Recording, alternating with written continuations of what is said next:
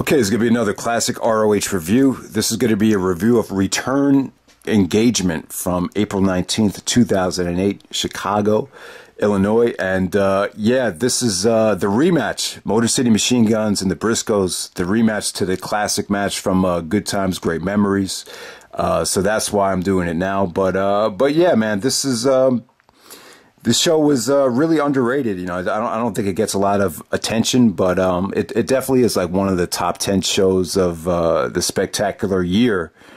I would say that 2008 was. So the first match tonight, you had Aries taking on Silas Young. So Silas Young is in the middle of you know, pretty much main eventing Ring of Honor right now. I saw that he's actually facing Jay Lethal at one of the upcoming shows.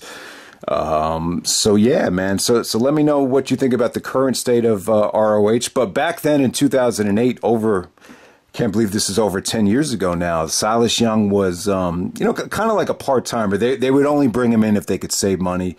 They would never fly him in. So anytime it was a show in the Midwest like Chicago, you might see Silas Young pop up in a, you know, kind of a match where he's utilized to put over a ROH homegrown talent, and that's what it was here. This is basically like an extended squash or a showcase for Aries. Aries just came out like a missile, hitting his explosive offense, and then he makes Silas Young tap out with the last chance through the horns of Aries.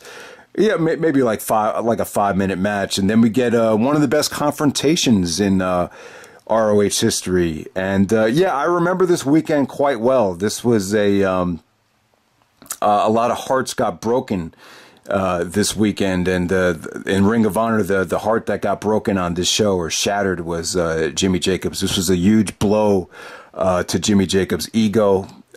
So for those that don't remember, the Age of the Fall and Jimmy Jacobs, even Sonny to a degree, and Lacey, they were trying to recruit Aries to the Age of the Fall.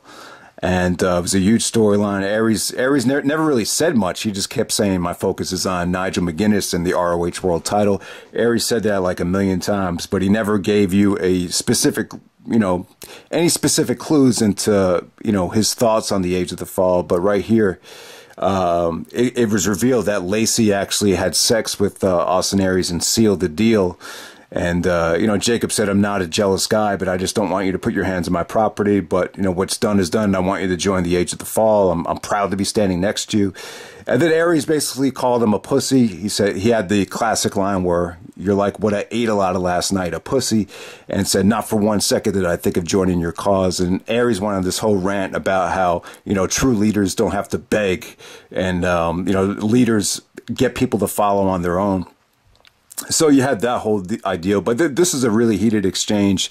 You saw Jacobs heartbroken after Aries started kissing Lacey in the ring aisle. So Lacey dumps Jimmy Jacobs for Aries, and then you know, I still think the best feuds in life and the most heated feuds are over women, and you know, this is a perfect example of a pro wrestling feud that is strictly over a woman. And I'm trying to think, like, what will be the equivalent to this feud in the WWE? I don't know. The only one that really comes to mind is Kurt Angle and Triple H over Stephanie McMahon. But yeah, this definitely set the tone for the great Aries and Jimmy Jacobs feud that we would see in 2008. So the next match, you have Mitch Franklin taking on Alex Payne, two ROH wrestling school guys. Ended up being someone from Sweet and Sour came down. Ended up being a big schmaz, like Bret Hart would say, and we would just move on from there. So the next match was Claudio Castagnoli and Pelle Primeau, another ROH wrestling school guy, taking on Sweet and Sour Incorporated of Adam Pearce. This is when Adam Pearce was the NWA World Champion, and Brent Albright. You guys remember Brent Albright? And this match right here, they just wanted to get a couple things out of the way. They wanted to set up Claudio, make him look strong for the Hammerstein Ballroom debut against Nigel McGuinness. So Claudio was actually going to face Nigel in the main event of the very first Hammerstein show, which would take place a couple weeks later at a show called The New Level. I will be reviewing that shortly. That's one of the shows I never got a chance to talk about. I was actually there live for the first Hammerstein show, and it wasn't that good, but I do want to talk about that.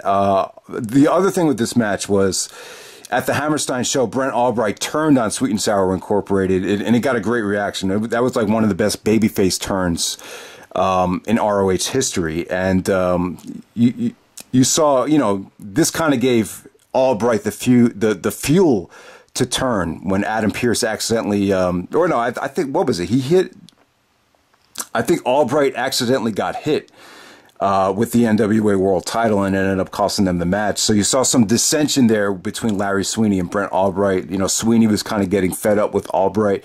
So that kind of set the tone for the turn that would take place. Next up, you had Lacey, Daizee Haze, Mischif, and Ashley Lane.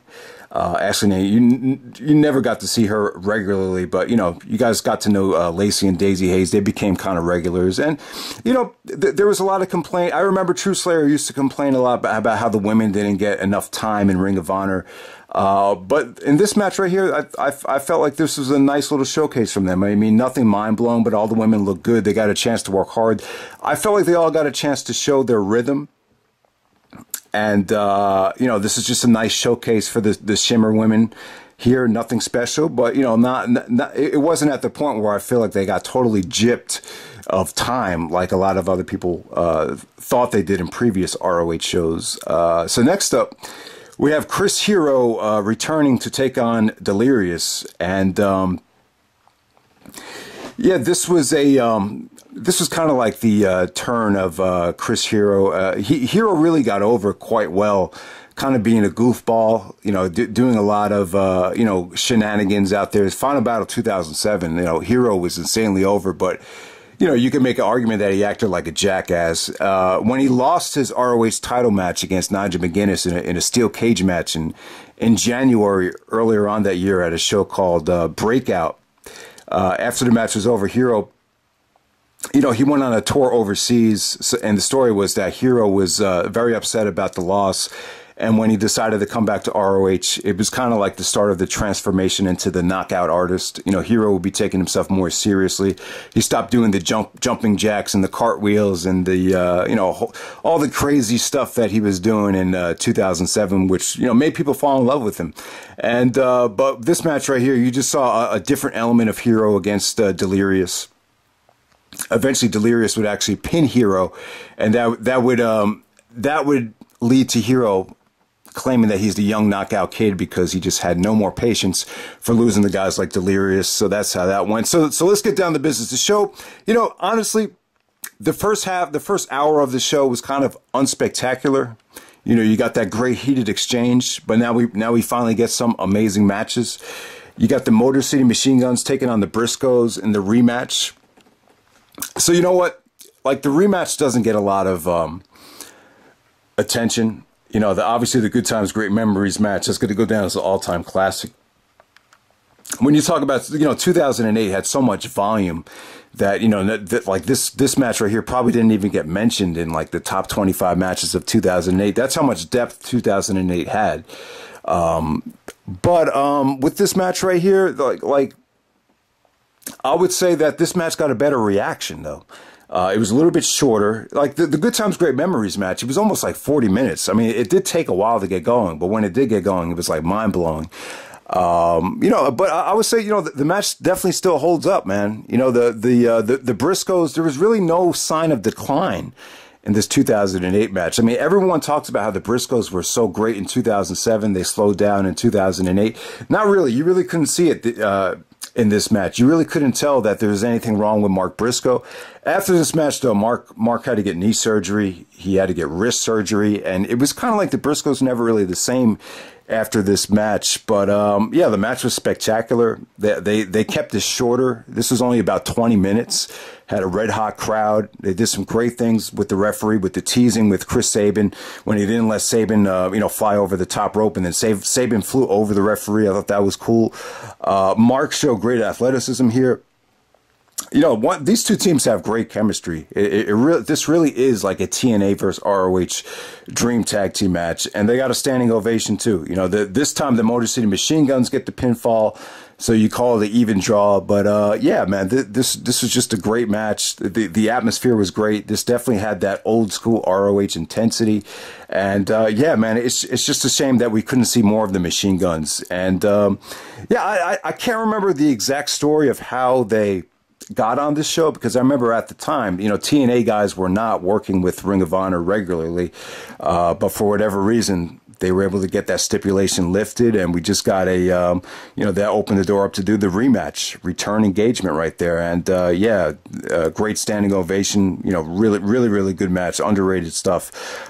Next up, you have Kota Ibushi taking on El Generico in what was Kota Ibushi's best match in his Ring of Honor tour of April of 2008. So let me tell you about the first time I saw Ibushi.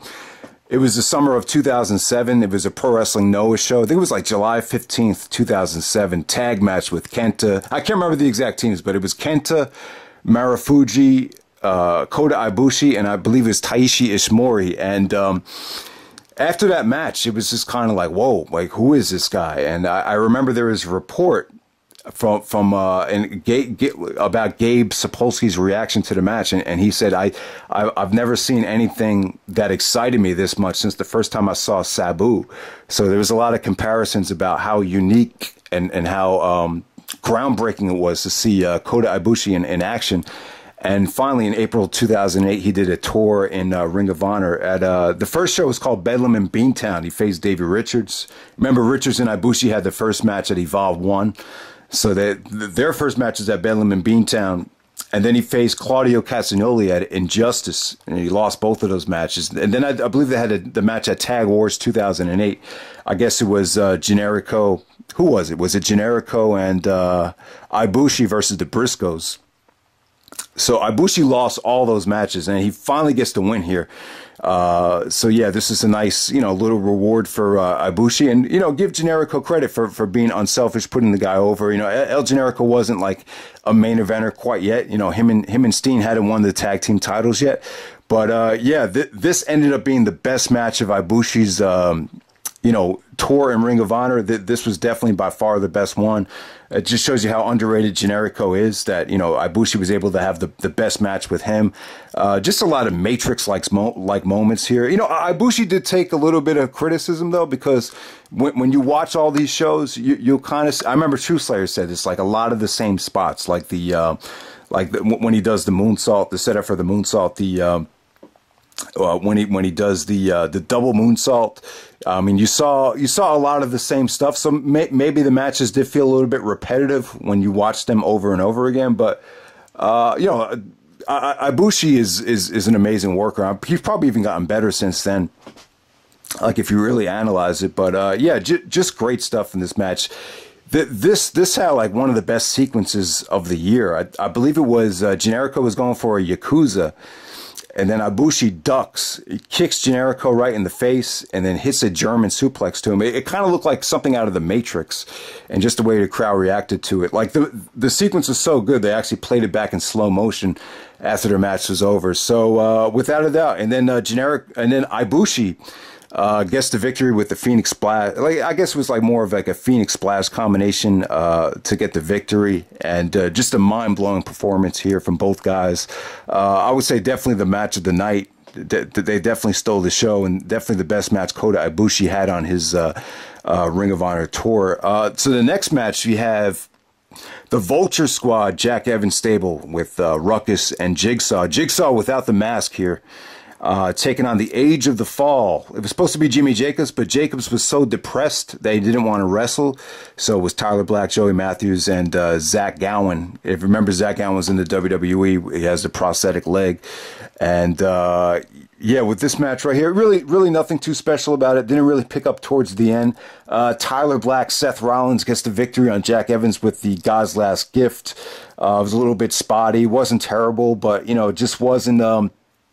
You know, they were trying to tell the story that the Age of the Fall was so shell-shocked about what happened earlier in the night that it was kind of causing the group not to focus properly. And then Jacobs comes out and challenges Austin Aries to come out and fight him like a man. So you get another big, Austin Aries, Jimmy Jacobs battle right there. This time with the Age of the Fall, really threatening to kill him. Jacobs actually took out a knife and threatened to slash his throat.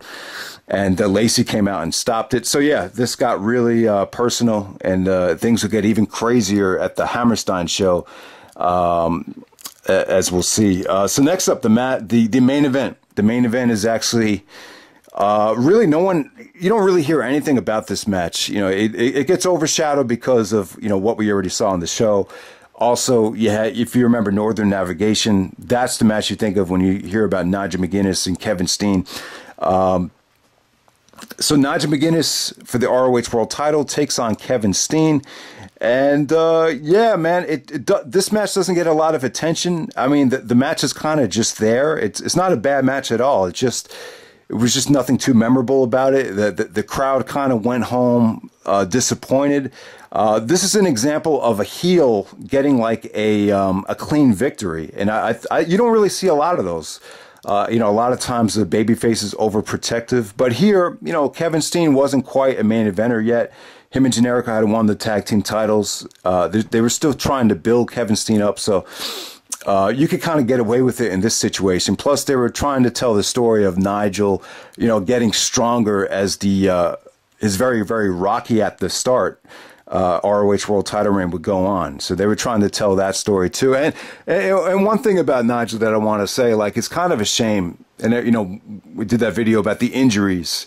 Like, do you think, like, if the ROH World Title wasn't so prestigious, like if Bryan Danielson, Samoa Joe didn't set the bar that high, do you really think Nigel would have put his body through what he went through, where he declined to get surgery and thought he had to fight through it because he wanted his legacy? So when Nigel won the ROH World Title, I don't really think he thought long term.